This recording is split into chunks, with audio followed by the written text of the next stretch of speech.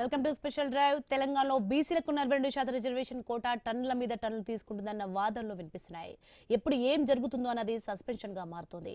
ఇప్పటికే జీవో 9 పై high court stay ఇవ్వడంతో local ఎన్నికల ప్రక్రియ మొత్తం ఆగిపోయింది. దీంతో ఎలాగైనా స్టేను తొలగించి ఎన్నికలకు వెళ్లాలన్న లక్ష్యంతో ఉన్న కాంగ్రెస్ సుప్రీంకోర్టుకు వెళ్తుంది. దీంతో సుప్రీంకోర్టులో వేసే స్పెషల్ లీవ్ పిటిషన్ దాఖలపై సీనియర్ లాయర్ సింఘ్వి సిద్ధార్థ్ దవేతో సీఎం రేవంత్ చర్చించినట్టు తెలుస్తోంది. ఈ కేసులో చెప్తున్నట్టుగా ఇందిరా సాహ్ని కేసు తీర్పు బీసీ రిజర్వేషన్లకు అడ్డు కాదన్న కోణంలో ప్రభుత్వం వాదించేందుకు రెడీ అవుతున్నట్టు తెలుస్తోంది. ఇక లోకల్ ఎన్నికల్లో కోర్టు అన్నట్లుగా 50% క్యాప్ అని చెప్తోంది. అయితే ఇప్పటికే 50% క్యాప్ అనేది విద్య ఉపాధి రంగాల్లో ఎగిరిపోయిందన్న వాదనలు కూడా ఉన్నాయి. ఇప్పటికే ఈడబ్ల్యూఎస్ రిజర్వేషన్లతో విద్యా ఉద్యోగాల్లో 60% రిజర్వేషన్లు అమలవుతున్నాయి. దీన్ని దృష్టిలో పెట్టుకునే దగ్గరుండి గట్టి వాదనలు వినిపించేందుకు టీపీసీసీ చీఫ్ మహేష్, పలువురు మంత్రులు ఢిల్లీకి వెళ్తున్నారు. పిటిషన్ వేసే ముందు కూడా మరోసారి న్యాయ నిపుణులతో చర్చలు జరుపుతారని తెలుస్తోంది.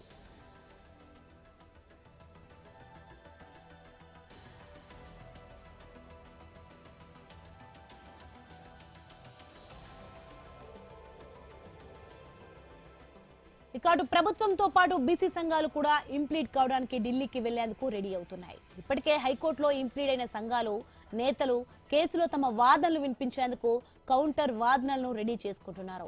ఇలా ఉండగానే కేంద్ర రాష్ట్ర ప్రభుత్వాలపై ఒత్తిడి తీసుకొచ్చేందుకు బీసీ సంఘాలన్నీ ఏకమై జేఏసీని ఏర్పాటు చేశాయి. హైదరాబాద్ లో ప్రత్యేకంగా సమావేశమైన సంఘాలు ఐక్యంగా ఉద్యమించాలని నిర్ణయించాయి.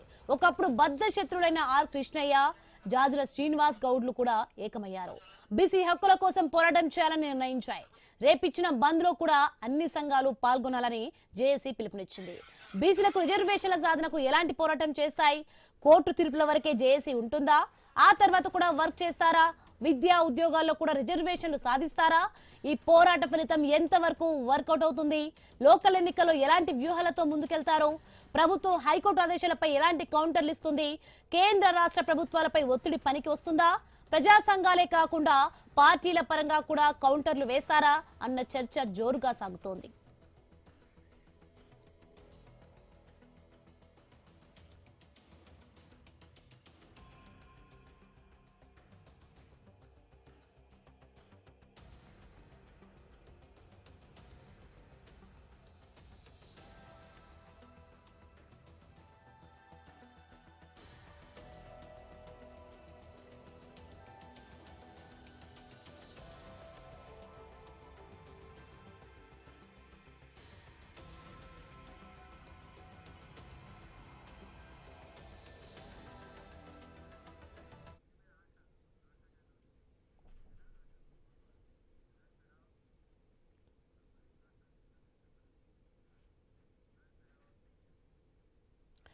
హైదరాబాద్ కొంపల్లి మున్సిపాలిటీ పరిధిలో వరుస దొంగతనాలు కలకలం రేపుతున్నాయి. దీనికి సంబంధించి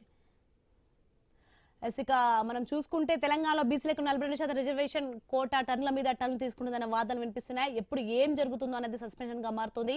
ఇప్పటికే జీవో 9 పై హైకోర్టు స్టే ఇవ్వడంతో లోకల్ ఎన్నికల ప్రక్రియ మొత్తం ఆగిపోయింది. దీంతో ఎలాగైనా స్టేను తొలగించి ఎన్నికలకు వెళ్లాలన్న లక్ష్యంతో ఉన్న కాంగ్రెస్ సుప్రీంకోర్టుకు వెళ్తోంది. రెడ్డిగా ఇదే అంశాలకు సంబంధించి మరింత సమాచారం మా కొలీగ్ ఆశా లైవ్ లో అందే సిద్ధంగా ఉన్నారు. Asha, over to you. Right, good afternoon Soni. మీరు చెప్పిన విధంగా తెలంగాణలో బీసీలకు సంబంధించి 42% రిజర్వేషన్ ట్విస్టుల మీద ట్విస్టులు చోటు చేసుకుంటుంది. హైకోర్టులో మనం చూసాం ఏ విధంగా ముందుకెళ్తోంది. ఎలక్షన్ జరుగుతుందా జరగదా, స్టే ఇవ్వలేదు కాబట్టి జరుగుతుందని చెప్పి ముందు రోజు ఏదైతే అనుకున్నారో ఆ తర్వాత హైకోర్టు స్టే ఇచ్చిన తర్వాత ఎలక్షన్స్ జరుపుకోండి కానీ జీవో నెంబర్ 9, 41, 42కి సంబంధించి స్టే అయితే ఇచ్చింది హైకోర్టు. దీనికి సంబంధించి బీసీ సంఘాల నేతల నుంచి విమర్శలు వచ్చాయి. అదేవిధంగా మిగిలిన పార్టీలు కూడా సరిగా పోరాడలేదన్నారు. కేవలం రాజకీయ లబ్ధి కోసమే చేస్తోంది అని చెప్పి మిగిలిన పార్టీలన్నీ కూడా క్వశ్చన్ చేసినటువంటి సిచ్యువేషన్ మనకు కనిపించింది. అట్లాగే కాంగ్రెస్ పార్టీ ఎట్టి పరిస్థితుల్లోనూ మేము ముందుగానే చెప్పిన విధంగా డిక్లరేషన్ ఏదైతే ఇచ్చామో ఆ విధంగానే 42% రిజర్వేషన్ ఇచ్చి మాత్రమే మేము స్థానిక సంస్థల ఎలక్షన్స్కి వెళ్తామని చెప్పి హైకోర్టు ఇచ్చిన తీర్పును సవాల్ చేస్తూ సుప్రీంకోర్టులో పిటిషన్ వేశారు. ఈ రోజు ఎస్ఎల్పి అంటే స్పెషల్ లీవ్ పిటిషన్ కూడా వేయడానికి సిద్ధమవుతున్నారు. అసలు ఏంటి ఈ 42% రిజర్వేషన్, అసలు ఎన్నిసార్లు వచ్చింది, అప్పుడు తీర్పులు ఏమి ఇచ్చారనేది ఒక్కసారి చూసి మనం డిబేట్లోకి వెళ్దాం.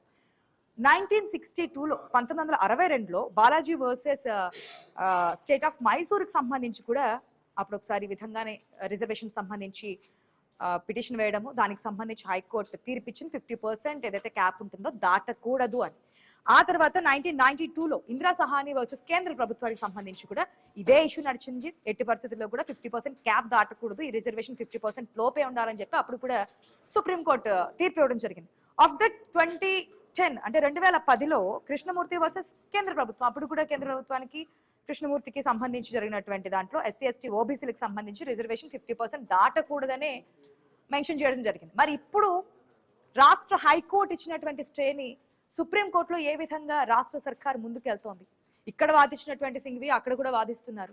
మరి ఏమేమి అడిషనల్ పాయింట్స్ తీసుకురాబోతున్నారు? ఒకవేళ సుప్రీంకోర్టులో ఈసారి కూడా 50% క్యాప్ దాటకూడదు, సీలింగ్ దాటకూడదు అని చెప్పి తీర్పిస్తే కనుక రాష్ట్ర ప్రభుత్వం దగ్గర ఉన్నటువంటి ఆప్షన్స్ ఏంటి? ఎట్టి పరిస్థితుల్లోనూ మేము ఏదైతే స్థానిక సంస్థల ఎలక్షన్స్ 42% రిజర్వేషన్ ఇచ్చే తీరుతామని చెప్తున్నారు కాబట్టి ఏంటి?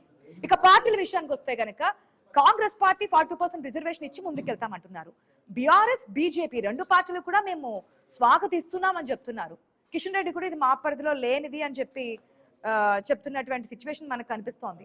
సో ఒకవేళ మేము బీసీ రిజర్వేషన్ సమర్థిస్తున్నాము, మా ప్రభుత్వం ఉన్నటువంటి మహారాష్ట్రలో కూడా మేము ఏం చేయలేకపోయాము. ఒకవేళ సుప్రీంకోర్టులో కానీ దీనికి సానుకూలంగా స్పందన వస్తే రాష్ట్రపతి కూడా సుప్రీం తీర్పును వ్యతిరేకంగా ఏం చేయడానికి అవకాశం ఉండదు. మేము నేను సపోర్ట్ చేస్తున్నాం. కానీ రాష్ట్ర ప్రభుత్వం అయితే వైఫల్యం చెందింది, విఫలమైంది అనేది అయితే కిషన్ రెడ్డి చెప్తున్నటువంటి మాట. పార్టీల పరంగా అందరూ 42% రిజర్వేషన్ కట్టుబడి ఉన్నాము, నిబద్ధత వహిస్తున్నాము, మాకు ఎటువంటి కండిషన్స్ లేవని చెప్తున్నా. ఎంతవరకు క్లియర్ కట్ గా ముందుకెళ్తున్నారు? ఇక్కడ ఒక జేఏసీ కూడా ఏర్పాటయ్యారు. ఆర్ కృష్ణయ్య ముందు నుంచి చెప్తున్నారు మేము ఎన్ని అడ్డంకులు ఎదురైనా సరే ఈసారి ముందుకు వెళ్తామని చెప్తున్నారు. మరి ఎంతవరకు ముందుకెళ్తారు, ఏ విధంగా ముందుకెళ్తారు, ఈసారి ఉన్నటువంటి ఆప్షన్స్ ఏంటి? ఒకవేళ రాష్ట్ర హైకోర్టు కూడా చెప్పింది కదా, మేము జీవో నెంబర్ 9కి సంబంధించి స్టే ఇచ్చాం తప్ప ఎలక్షన్స్ నిర్వహించుకోండి అని. కానీ ఎలక్షన్స్ నిర్వహించము, జీవో నెంబర్ 9కి సంబంధించి సుప్రీంకి వెళ్తామని చెప్పింది. ఇప్పటికే మంత్రులందరూ కూడా ఢిల్లీకి వెళ్ళారు. మరొకసారి ఎస్ఎల్పీ వేసే ముందు చర్చించుకుంటున్నారు ఎట్లా వెళ్ళాలి ఏంటి అనేది. మరి ఏ విధంగా ఉండబోతుందని తెలుసుకుందాం. మా ప్రతినిధి స్వామి సిద్ధంగా ఉన్నారు. స్వామి, గుడ్ ఆఫ్టర్నూన్. స్వామి, ఏ విధంగా ఉంటుంది అనుకోవచ్చు? ఇప్పటికే మనం చూస్తాము హైకోర్టులో ట్విస్టుల మీద ట్విస్టులు, స్టే ఇవ్వలేదు కాబట్టి వెంటనే నామినేషన్స్ వేయండి అని చెప్పినటువంటి సందర్భంలో ఆ తర్వాత అన్ని ఇంప్లీడ్ పిటిషన్స్ విచారించిన తర్వాత హైకోర్టు జీవో నెంబర్ 9కి సంబంధించి స్టే ఇచ్చింది. జీవో నెంబర్ 9, 41, 42కి సంబంధించి.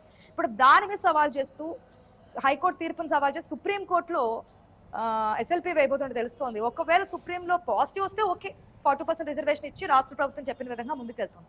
కానీ గతంలో చూసిన మాదిరిగా ఒకవేళ 42% రిజర్వేషన్ ఇవ్వడం కుదరదు, 50% క్యాప్ దాటకూడదు అనుకుంటే కనుక రాష్ట్ర ప్రభుత్వం ఏ విధంగా ముందుకెళ్లే ఆప్షన్స్ ఉన్నాయనుకోవచ్చు స్వామి? అంటే రాష్ట్ర ప్రభుత్వం ప్రధానంగా ఇప్పుడు స్పెషల్ పిటిషన్ సుప్రీంకోర్టులో వేయాలనేది నిర్ణయించుకున్నదో దీనికి సంబంధించి supreme court senior advocate Abhishek Singh మన్వితో పాటు సిద్ధార్థ దావేతోటి నిన్న ముఖ్యమంత్రి రేవంత్ రెడ్డి మాట్లాడారు. ఇలా రెండు ప్రధాన అంశాలు ఉంటాయి. ఒకటి, రాష్ట్ర హైకోర్టులో ఆల్రెడీ కేసు ఇక్కడ ఒకవైపు విచారణ కొనసాగుతుంది. జీవో నెంబర్ 9ని, జీవో నెంబర్ 40, 41ని ఛాలెంజ్ చేశారు కాబట్టి వాటి మీదనే హైకోర్టు స్టే ఇచ్చింది. ఈ 50% రూలింగ్ దాటొద్దని చెప్పేసి ఏదైతే రిజర్వేషన్ పెంచుతూ రాష్ట్ర ప్రభుత్వం ఇచ్చినటువంటి జీవోని ఒకవైపు రాష్ట్ర ప్రభుత్వం స్టే ఇస్తూ ఒకవైపు మధ్యంతర తీర్పునిచ్చింది. మరోవైపు రాష్ట్ర ఎలక్షన్ కమిషన్ ఎలక్షన్ ప్రాసెస్లో ఒకవైపు నిమగ్నమే ఉన్నందున గత సుప్రీంకోర్టు తీర్పును అనుసరించి ఎలక్షన్ ప్రాసెస్ స్టార్ట్ అయిన తర్వాత అందులో మేము ఇన్వాల్వ్ కాలేము, మీరు అవసరం అనుకుంటే పాత 50% సీలింగ్ రిజర్వేషన్ దాటకుండా ఆ మేరకు రిజర్వేషన్ ఇస్తూ మీరు ఎలక్షన్ ప్రాసెస్ని కంటిన్యూ చేసుకోవచ్చు అని చెప్పేసి హైకోర్టు ఇప్పటికే మధ్యంతర ఉత్తర్వులు పేర్కొన్నది. కానీ రాష్ట్ర ప్రభుత్వం మేము 42% రిజర్వేషన్లు ఖచ్చితంగా ఇచ్చి తీరుతామని చెప్పేసి ఏదైతే పట్టుబట్టి కూర్చున్నదో దీనికి సంబంధించి ట్రిబుల్ టెస్ట్ ఎదుర్కొనే విధంగా మేము ప్రత్యేక కమిషన్ వేసాము. బీసీల జనగణన కోసం ఒకవైపు ఎంపరికల్ డేటా సేకరించాము, ఎక్స్పర్ట్ కమిటీ వేసాము. ఇవన్నీ చేసిన తర్వాతనే మేము రిజర్వేషన్ని 57.6% ఉన్నటువంటి బీసీల కోసం మేము 42% రిజర్వేషన్ ఇచ్చామని చెప్పేసి రాష్ట్ర ప్రభుత్వం తరపున ఉన్న హైకోర్టులో వాదనలు వినిపించారు. కానీ ఒకవైపు రాష్ట్ర హైకోర్టులో వాదనలు వినిపించి ఒకవైపు ఇక్కడ మధ్యంతర స్టే వచ్చిన తర్వాత ఈ నెల ఒకవైపు 4 వారాల గడువు ఇచ్చారు, ఆ తర్వాత 2 వారాలు కౌంటర్ అఫిడవిట్ వేయడానికి గడువు ఇచ్చారు. ఇది పూర్తయ్యేలోపు డిసెంబర్ వరకు కూడా ఈ వ్యవహారం పోయే అవకాశం ఉంటుంది. కాబట్టి కేంద్ర ప్రభుత్వం మీద ఒత్తిడి తీసుకురావడం కోసం పరోక్షంగా అవసరమైతే రాజ్యాంగంలో ఎక్కడ కూడా 50% రిజర్వేషన్ సీలింగ్ అనేది ఎక్కడ కూడా లేదు. కాకపోతే దీనికి సంబంధించి ఆ సుప్రీంకోర్టు జడ్జిలు మాత్రమే తన తీర్పులో దీని యొక్క 50% సీలింగ్ పెట్టారు. కాబట్టి దీన్నే ఛాలెంజ్ చేయాలని చెప్పేసి తొలి నుంచి కూడా అందరు బీసీ సంఘాల నేతలంతా కూడా వాదిస్తున్నారు. గతంలో Indira Sawhney union of India కేసులో ఈ 9 మంది జడ్జిల ధర్మాసనం ఏదైతే ఉందో అప్పుడున్నటువంటి పరిస్థితుల ఆధారంగా కేవలం 40% సంబంధించి 50% రిజర్వేషన్ పరిధిని దాటొద్దు, ఆ లోపు ఎస్సీ ఎస్టీల జనాభాతో పాటు మిగతా అంశాలు బేరీజు వేసుకొని అక్కడ రిజర్వేషన్ అమలు చేయొచ్చు అని చెప్పేసి సుప్రీంకోర్టు ఉన్నటువంటి Indira Sawhney union of India కేసులో 50% సీలింగ్ పెట్టడం జరిగింది. సుప్రీంకోర్టు సీలింగ్ పెట్టడం పట్ల కూడా అందరూ కూడా అభ్యంతరం వ్యక్తం చేస్తున్నారు.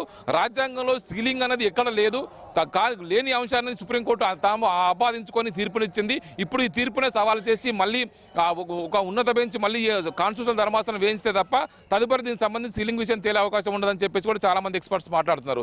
దానికి తోడు రాజ్యాంగంలో ఉన్నటువంటి ఏదైతే రాష్ట్రాలకు రిజర్వేషన్లు పెంచుకునే ఏదైతే అవకాశం ఉంటుందో ఆ ఆర్టికల్స్ని ఒక కనుక రాజ్యాంగ సవరణ చేసి ఇస్తే మిగతా రిజర్వేషన్లు పెంచుకోవడం కోసం వివిధ రాష్ట్రాలకు వెసులుబాటు అవుతుంది. ఇందుకు రాజ్యాంగ సవరణ దీనికి ఒక మార్గం అని చెప్పేసి మరికొంతమంది లీగల్ ఎక్స్పర్ట్స్ చెప్తున్నారు. ఇప్పుడున్న పరిస్థితుల్లో ఈ లోకల్ బాడీ ఎలక్షన్స్కి వెళ్ళాలనుకుంటే కనుక ఖచ్చితంగా పాత రిజర్వేషన్ ప్రకారం వెళ్లాల్సి ఉంటుంది. లేకపోతే రాష్ట్రపతి వద్ద ఉన్నటువంటి బిల్లులు ఏదైతే పెండింగ్లో ఉన్నాయో అవి ఆమోదించే వరకు వెయిట్ చేయాలి. మరోవైపు రాజ్యాంగ సవరణ చేయించుకోవడం. ఇది కాని పక్షంలో సుప్రీంకోర్టులో స్పెషల్ లీవ్ పిటిషన్ వేసి ఈ 50% రిజర్వేషన్ని ఛాలెంజ్ చేయడం, సీలింగ్ని ఛాలెంజ్ చేయడం. మరొకటి ఈ వైపు రాష్ట్రంలో ఉన్నటువంటి ఈ రిజర్వేషన్ సంబంధించిన విషయంలో ఎలా ముందుకెళ్తే లీగల్గా మనకు పర్పస్ సాల్వ్ అవుతుందని చెప్పేసి రాష్ట్ర ప్రభుత్వం ఆలోచిస్తుంది. అందుకోసమే ఇప్పుడు సుప్రీంకోర్టులో స్పెషల్ లీవ్ పిటిషన్ వేయించి దీని మీద వాదనలు వినిపించాలని చెప్పేసి ప్రభుత్వం భావిస్తుంది. ఈ పిటిషన్ వేసిన తర్వాత సుప్రీంకోర్టు దీన్ని స్వీకరిస్తుందా లేదా, దీనికోసం ఎలాంటి బెంచ్ని ఏర్పాటు చేస్తుందో అనేది కూడా తర్వాత తదుపరి కొంత సస్పెన్స్ కొనసాగే అవకాశం ఉంది. దానికి తోడు ఇప్పుడు రాష్ట్రంలో ఎలక్షన్ నిర్వహించుకోవాలనుకుంటే కనుక ఖచ్చితంగా ఇప్పుడున్నటువంటి 50% సీలింగ్ను దాటకుండా ఉండే పరిస్థితి ఉంటుందని కావాలని చెప్పేసి అందరూ అనుకుంటున్నారు. తమిళనాడు పదే ఉదాహరణలు చూపిస్తారు. తమిళనాడులో 69% రిజర్వేషన్ అమలవుతుంది. అది రాజ్యాంగంలో 9వ షెడ్యూల్లో పెట్టుకుని దానికి రాజ్యాంగ సుప్రీంకోర్టు న్యాయ సమీక్ష లేకుండా దానికి ప్రొటెక్షన్ కల్పించుకున్నారు.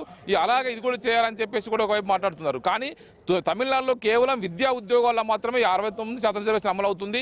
మళ్ళీ లోకల్ బాడీ ఎలక్షన్స్కి వచ్చేసరికి 50% లోపు రిజర్వేషన్ అమలవుతుందని చెప్పేసి చాలా మంది చెప్తున్నట్టు అంశం. కానీ ఇప్పుడున్న పరిస్థితుల్లో రాష్ట్ర ప్రభుత్వం లోకల్ బాడీ ఎలక్షన్స్కి వెళ్ళాలనుకుంటే కనుక సుప్రీంకోర్టులో రిజర్వేషన్ 50% సీలింగ్ని ఛాలెంజ్ చేయడం, మరోవైపు రాష్ట్రంలో వివిధ రాష్ట్రాలు జరుగుతున్న విషయాలను కూడా ఈ స్పెషల్ పిటిషన్ ద్వారా సుప్రీంకోర్టుని మెన్షన్ చేయడమే ప్రధాన అంశంగా ఉన్నట్టు మనకు కనబడుతుంది. ఆశ స్వామి చూద్దాం, ఎందుకంటే హైకోర్టులోనే ట్విస్టుల మీద ట్విస్టులు నడిచినటువంటి నేపథ్యంలో ఇప్పుడు సుప్రీంకోర్టులో ఇంకే విధంగా ఉంటుందని.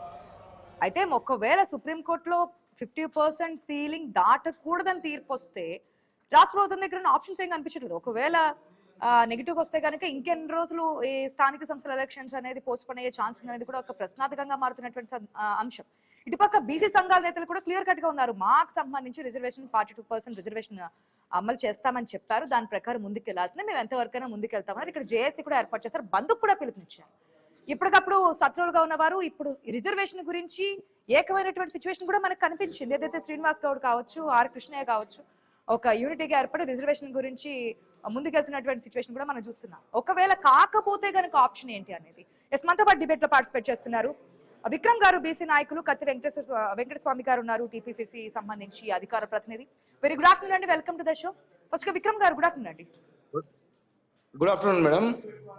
విక్రమ్ గారు, ఒకవేళ బీసీ రిజర్వేషన్స్ గురించి ముందుకెళ్తున్నారు, పోరాడతామంటున్నారు, జేఏసీ వేశారు, బంధుకు పిలుపునిస్తున్నారు, అందరినీ ఏకతాటి మీద చేసి ప్రభుత్వం మీద ఒత్తిడి తీసుకురావాలని చెప్పి ముందుకెళ్తున్నారు. ఒకవేళ సుప్రీంకోర్టులో గతంలో చూసినటువంటి కేసుల దృష్ట్యా, ఇచ్చినటువంటి తీర్పుల దృష్ట్యా 50% క్యాప్ దాటకూడదని చెప్పి తీర్పిస్తే కనుక వాట్ నెక్స్ట్? మేడం, మీరు అన్నట్టు గతంలో 1992లో వచ్చిన కోర్టు జడ్జిమెంట్ అనే పట్టుకొని మేము ఇంకా అదే ముందుకు పోతాం, మేము అదే విధంగా చేస్తామంటే కుదరదుగా మేడం. భారత రాజ్యాంగంలో డాక్టర్ బాబాసాహెబ్ గారు రచించిన భారత రాజ్యాంగంలో ఎక్కడ కూడా 50% సీలింగ్ లేదు. ఇంకోటి 1992లో వచ్చిన ఇంద్రసాని కేసు కానీ తర్వాత వచ్చిన జడ్జిమెంట్లు కానీ అప్పటి ఉన్న జనాభా, భారతదేశ జనాభా 70 కోట్ల మంది అప్పుడు. కానీ 2025లో వచ్చేసరికి 140 కోట్లు అయినాం. ఇంకా 1992లో జడ్జిమెంట్లు నడుస్తాయంటే ఎట్లా జరుగుతాయి మేడం అది? ఇంకోటి ఇక్కడ తీర్పు అనేది కేవలం తెలంగాణకి మాత్రమే పరిమితం అవుతుంది అంటున్నారు. సుప్రీంకోర్టులో తీర్పు ఇచ్చిన దేశం యావత్ దేశానికి కదా, అన్ని రాష్ట్రాలకి వర్తిస్తుంది కదా. ఇప్పటికే చాలా రాష్ట్రాలు క్వశ్చన్ చేస్తున్నారు, కావాలని చెప్పి అడుగుతున్నారు మేడం. అనేక సుప్రీంకోర్టు జడ్జిమెంట్లు గతంలో అనేక మార్లు సవరించారు, దాన్ని మళ్ళీ పునఃపరిశీలించారు. ఇప్పుడు ఇది కూడా పునఃపరిశీలించాలిగా మేడం. ఇప్పుడు ఇది కూడా పునఃపరిశీలించాలిగా. 1992 ఇప్పటి వరకు ఎట్లా సాధ్యమవుతుంది అది? ఇంకోటి, ఇప్పుడు 50% సీలింగ్ దాటొద్దన్నప్పుడు భారత రాజ్యాంగం 103వ సవరణ పార్లమెంట్ లో చేసినప్పుడు 10% ఈడబ్ల్యూఎస్ రిజర్వేషన్లకు ఇచ్చినప్పుడు ఎప్పుడో 50% సీలింగ్ దాటింది కదా, ఇంకెక్కడ 50% ఉన్నది? 1992నే పోల్చట్లేదు. 2010లో కూడా కృష్ణమూర్తికి సంబంధించినటువంటి కృష్ణమూర్తి వర్సెస్ సర్కార్ సంబంధించి ఇప్పుడు మహారాష్ట్రలో కేసులో గానీ అనేక ఇతర రాష్ట్రాలలో అక్కడ కులగణన లేదు, డెడికేషన్ కమిషన్ వేయలేదు, అక్కడ ఎక్కడ కూడా కులాల లెక్కలు కానీ వెనకబాటుతనం ఎంత ఉందో లెక్క పెట్టలేదు. ట్రిబల్ ట్రెస్ట్ ఇప్పుడు గతంలో ఇంద్రసాని కేసులో కూడా ఏం చెప్పారు, మీరు ఎప్పుడైనా రిజర్వేషన్లు పెంచుకోవాలనుకున్నప్పుడు ట్రిబల్ ట్రెస్ట్ ద్వారా మీరు పోవాలన్నారు. ఇక్కడ తెలంగాణ ప్రభుత్వం క్యాస్ట్ సెన్సస్ చేసింది, అదేవిధంగా డెడికేషన్ కమిషన్ వేసింది. అదే విధంగా ఇక్కడ ఏదైతే ఈ 50% సీలింగ్ అంటుందో అదే ఇంద్రసాని కేసులో judge number 1, judge number 4, judge number 6 clear గా చెప్పారు, ఎప్పుడైనా మీరు ఈ రిజర్వేషన్లు మార్చుకోవాలనుకున్నప్పుడు ఆ ట్రిబల్ టెస్ట్ ద్వారా పోవచ్చు, కొన్ని ప్రత్యేక పరిస్థితుల్లో మీకు అవకాశం ఉందన్నారు. మేము అట్లయినా ఏమంటున్నాం మేడం, 9th షెడ్యూల్లో మమ్మల్ని ఎందుకు చేరుస్తలేరు? ఈ తెలంగాణ రిజర్వేషన్ అంశాన్ని 9th షెడ్యూల్లో చేస్తే ఎవరికి ఇబ్బంది ఉండదు కదా. ఒకవైపు కేంద్ర ప్రభుత్వం ఏమో మేము బీసీలకు అనుగుణంగా మీరు ఎట్లా చూస్తున్నారు వివేక్ గారు?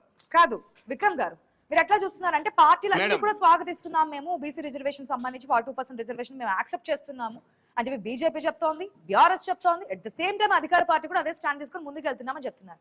కానీ ఎంతవరకు నిజాయితీగా 42% రిజర్వేషన్ కి సంబంధించి కట్టుబడి ఉన్నారని చెప్పి మీరు అనుకుంటున్నారు? ఎంతవరకు ఫైట్ చేస్తున్నారు అనుకుంటున్నారు? వీళ్ళ పరిస్థితి ఎట్లుందంటే హత్య చేసినోడే సంతాపం తెలిపినట్టుంది మేడం. వీళ్ళ పరిస్థితి అన్ని పార్టీలది. చేయాల్సినోడేమో చెయ్యడు, అడగాల్సినోడేమో అడగడు. కానీ కేవలం పత్రికా ముంగట, మీడియా ముంగట మాత్రం మేము సహకరిస్తున్నాం అని చెప్పారు. మేము కూడా ఆ కులగణన చేయడానికి ఢిల్లీలో ఉన్న ఏఐసిసి ఆఫీసు ముట్టడిచ్చి రాహుల్ గాంధీ గారిని కలిస్తే తెలంగాణలో కులగణన జరిగింది. తర్వాత ముఖ్యమంత్రి గారిని 10 ఇప్పుడు మనకు వచ్చే క్లిప్పింగ్స్ లో కూడా చూడొచ్చు, 10ల సంఖ్యలో కలిసి మేము ఈ 42% రిజర్వేషన్ని అమలు చేసే విధంగా ముందుకు పోయాం. అది మొట్టమొదటిసారి చట్టం చేసి పార్లమెంట్కి పంపుతేనేమో ప్రెసిడెంట్ ఆఫ్ ఇండియా దగ్గరనే బిల్ ఉంటుంది, రెండోసారి ఆర్డినెన్స్ చేసి మళ్ళీ పంపుతేనేమో గవర్నర్ దగ్గర ఉంటుంది. బీసీలకు గవర్నర్ గేట్లు, ప్రెసిడెంట్ ఆఫ్ ఇండియా గేట్లు ఎందుకు తెరుస్తలేరు? బీసీలు భారతదేశ పౌరులు కాదా? లేదా 70% ఉన్న బీసీలే కదా ఈ రోజు భారతదేశాన్ని రక్షించేది, భారతదేశ సంస్కృతి కాపాడేదే మేము కదా. అంటే మీరు ఎటువంటి కులగణన లేకుండా, ఎటువంటి క్యాస్ట్ సెన్సస్ లేకుండా, ఎటువంటి డెడికేషన్ కమిషన్ లేకుండా, వాళ్ళ వెనుకబాటుతనం ఎంతుందో తెలియకుండా ఎప్పటి నుంచో ఆధిపత్యం చేసే వారికేమో 10% అక్రమ రిజర్వేషన్లు ఇచ్చారు. ఈ రోజు బీసీలకు ఇచ్చేసరికి మీరు కోట్లకు పోయి కాలడ్డం వేయడము, బీసీల నోటికాడ ముద్ద గుంజుకోవడం ఎంతవరకు సమంజసం? తెలంగాణ ప్రజలందరూ గమనిస్తున్నారు మేడం. ఈ రాజకీయ పార్టీలు అదే విధంగా ఎవరైతే మాకు అడ్డుకుంటారో వాళ్ళని ఖచ్చితంగా పడతాం. ఈ 42% రిజర్వేషన్స్ తోనే ముందుకు పోతాం. అప్పటిదాకా తెలంగాణలో ఎటువంటి ఎలక్షన్స్ కూడా జరగకుండా చూస్తాం.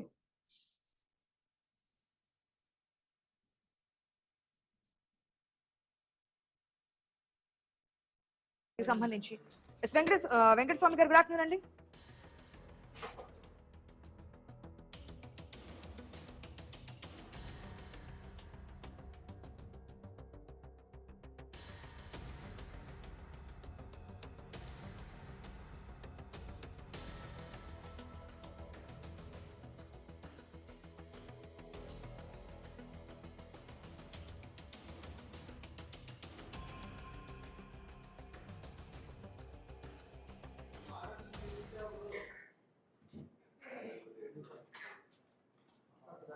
వెంకటస్వామి గారు గుడ్ ఆఫ్టర్నూన్ అండి. వెంకటస్వామి గారు ఎట్లా చూస్తారు? ఓకే ఎస్ వెంకటస్వామి గారు జాయిన్ అవుతారు కొద్దిసేపట్లో, ఆయన కూడా అడుగుదాం. ఎందుకంటే కాంగ్రెస్ పార్టీ తీసుకున్న స్టాండ్ ప్రకారం మనం ముందుకెళ్తున్నారు. ఇప్పటికే మంత్రులు, సీఎం అందరూ కూడా అక్కడ సమీక్ష చేస్తున్నారు, ఏ విధంగా ముందుకెళ్ళాలి, ఎస్ఎల్పీ వేస్తే ఏ విధంగా ఉంటుంది, వేస్తే ఏ విధంగా అయ్యాలి, ఇన్ని కండిషన్స్ వస్తున్నాయి. ఎస్ విక్రమ్ గారు, మీరు చెప్తున్నారు అన్ని పార్టీలకు సంబంధించి ఏ విధంగా ఉంటుంది ఏంటి అనేది, గతంలో ఏమేమి ఇచ్చారు ఏంటి, అప్పుడనే పట్టుకొని కూర్చుంటే ఏ విధంగా ఉంటుంది అనేది, ఈ RRR టెస్ట్ సంబంధించి కూడా మీరు మాట్లాడుతున్నారు. అయితే రెడ్డి జాగృతికి సంబంధించి ఏదైతే ఇక్కడ పిటిషన్ దాఖలు చేశారో దాంట్లో వాదనలు వినిపించినటువంటి లాయర్ సంబంధించి కూడా కొన్ని ఆరోపణలు చేశారు. కానీ ఇక్కడ హైకోర్టులో ఏదైతే వాదనలు వినిపించారో, ఏదైతే అంశాలను లేవనెత్తారో, అన్ని పాయింట్స్ కదా ఇప్పుడు సుప్రీంకోర్టులో లేవనెత్తడానికి అవకాశం ఉండేది. జీవో నెంబర్ 9 కి సంబంధించి, 41 సంబంధించి, 42 కి సంబంధించి స్టే ఇచ్చింది హైకోర్టు. సేమ్ పాయింట్స్ కదా ఇప్పుడు మళ్ళీ సుప్రీంలో కూడా వినిపించేది. మన ఐ న్యూస్ ద్వారా క్లారిటీగా చెప్తున్నా, వాళ్ళు లేవనెత్తిన అంశాలు ఏం పెద్ద కొత్తవి కాదు, పెద్ద గొప్పలేం కావు. కేవలం ఏమంటున్నారు వాళ్ళంటే, ఇంద్రసాని కేసులో 15% సీలింగ్ ఉన్నది కదా, వీళ్ళకి 42% ఇది సీలింగ్ దాటుతున్నారు కదా, ఇది ఏ విధంగా చట్టం చేసిన అంటారు. అయితే నేనేమంటా మేడం, చట్టం చేసినప్పుడు ఎవరు ఛాలెంజ్ చేయలేదు, అన్ని పార్టీలు సహకరించారు, ఎవరు కూడా కోర్టుకు వెళ్ళలేదు. కేవలం జీవో తీసినప్పుడు, జీవోలో కూడా ఒక మిస్టేక్ ఏమైందంటే మేడం, ఇక్కడ బీజేపీ వాళ్ళు 8 మంది సభ్యులు మాకు మద్దతు తెలిపారు బీసీలకు, అదేవిధంగా బీఆర్ఎస్ వాళ్ళు తెలిపారు, కాంగ్రెస్ వాళ్ళు తెలిపారు. అయితే మీరు ఫస్ట్ జడ్జి గారు ఒకటే క్వశ్చన్ అడిగారు మమ్మల్ని హైకోర్టు వెళ్ళినప్పుడు, గవర్నర్ గారి కన్సంట్ ఉందా అని అడిగారు. గవర్నర్ గారి కన్సంట్ లేనందువల్ల దాన్ని వీళ్ళు ఛాలెంజ్ చేయగలిగారు. ఇంకోటి మేడం, న్యాయ వ్యవస్థలో ఎంత దుర్మార్గమైన చర్య అంటే, గతంలో నోటిఫికేషన్ వచ్చినాక ఏ ఎలక్షన్ పైన కూడా స్టే ఇయ్యలే. ఇది దేశంలోనే సుప్రీంకోర్టు జడ్జిమెంట్ ఉన్నాయి, అనేక హైకోర్టుల జడ్జిమెంట్ ఉన్నాయి. కేవలం బీసీల జోలికి వచ్చేసరికి స్టే నోటిఫికేషన్ వచ్చి పాపం బీసీ వర్గాలకు చెందిన సర్పంచులు కానీ ఎంపీడీసీ కానీ నామినేషన్ వేసిన తర్వాత స్టే చేయడం అంటే ఇది సుప్రీంకోర్టు అనేక జడ్జిమెంట్లను కూడా వీళ్ళు పరిగణనలోకి తీసుకోకపోవడమే. అదే విధంగా వాళ్ళు వాదించింది ఏం లేదు మేడం, వాళ్ళు వాదించేది ఏంది మేడం? స్వతంత్రం వచ్చినప్పటి నుంచి ఇప్పుడు తెలంగాణ అసెంబ్లీలో 44 మంది ఎమ్మెల్యేలు ఉన్నారు, మంత్రులు వాళ్ళే, ముఖ్యమంత్రులు వాళ్ళే, ప్రధానమంత్రులు అయ్యారు. ఈ ఉమ్మడి ఆంధ్రప్రదేశ్ నుంచి నేటి దాకా 14 మంది ముఖ్యమంత్రులు అయినారు. శాండ్ వాళ్ళదే, వైన్ వాళ్ళదే, మైన్ వాళ్ళదే, ఈ సహజ వనరులు వాళ్ళే. మొత్తం దోచుకున్నాక వాళ్ళు చేయాల్సింది ఏంది మేడం? వాళ్ళు ఉన్నది 4% అయితే అక్రమంగా 10% తీసుకున్నారు కదా. మేము అడ్డం పడ్డామా 10% ఈడబ్ల్యూఎస్ రిజర్వేషన్ కు? లేకపోతే వాళ్ళకి ఈడబ్ల్యూఎస్ ఏ విధంగా చెప్పుకుంటారా? అంటే మమ్మల్ని కనీసం సర్పంచులు కూడా కాకుండా తెలంగాణ ప్రజలు గమనిస్తున్నారు.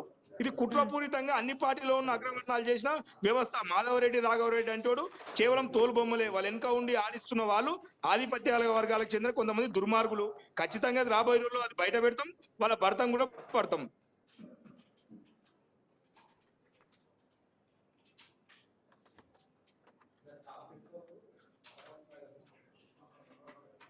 ఎస్, మొత్తంగా ఏదైనా ఈ రోజు సుప్రీంకోర్టులో రాష్ట్ర సర్కార్ ఒకవేళ ఎస్ఎల్పి వేస్తే కనుక ఎటువంటి తీర్పు వస్తోంది. ఈ 50% క్యాప్ ఏదైతే రిజర్వేషన్ సంబంధించి దాటకూడదని చెప్పి సుప్రీమే చెప్పింది కాబట్టి నిర్ణయం ఆ విధంగా ఉంటే ఎలక్షన్ సంబంధించి ఏ విధంగా ముందుకెళ్తుంది? తెలంగాణ సర్కార్ ఇప్పటికీ చెప్తుంది 40% రిజర్వేషన్ ఇచ్చే మేము స్థానిక సంస్థల ఎలక్షన్స్కి వెళ్తాము.